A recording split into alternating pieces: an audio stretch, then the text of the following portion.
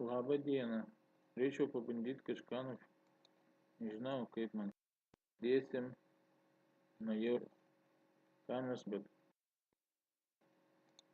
čia sėdėjo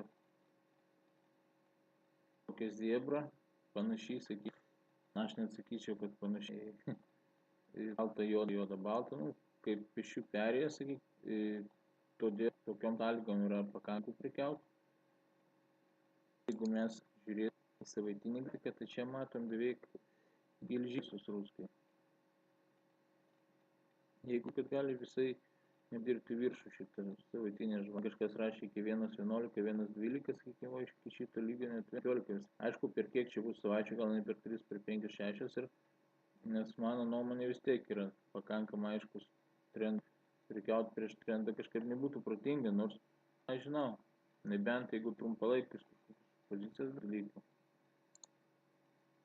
Taip, dolerių jenų negalima sakyti savaitiniam grafikui ir dėl trendų. Dėl trendų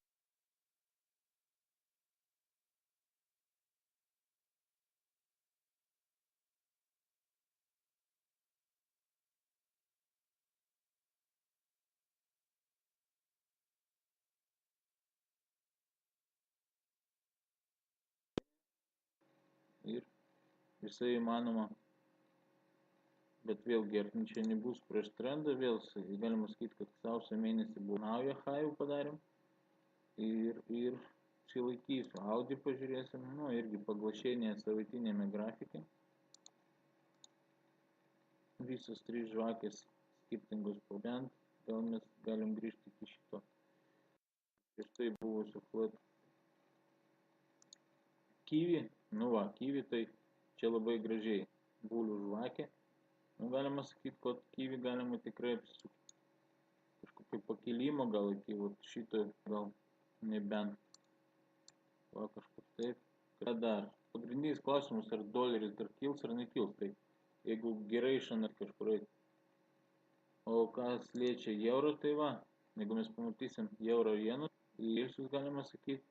Jeigu mes grįšim prie dieninio, tai čia tas pats, tai sakyčiau aš, kad aš susilaikysiu, nes aš matau daugiau pagrindinis euro kaip ir kildavo, o paskui vėl paglašėnį matom ir 3 savaitės atnaujinam visus klausim, bet manau galutinį variantą vėl nukrysim. Ir euro doleris tai mane domina tikrai sąžiningai, pasprotingai ir sėkmingai parduoti. Ar čia būtų 1.15 ar 1.12, dar kol kas sunku. Bet taip, nežinau, susilaikysiu gal nuo pirkimo, nes kažkaip netikiu, kad prasitos visus dalykus. Kada filmuosiu, kol kas ačiū visiems už dėmesį, už mano bandą.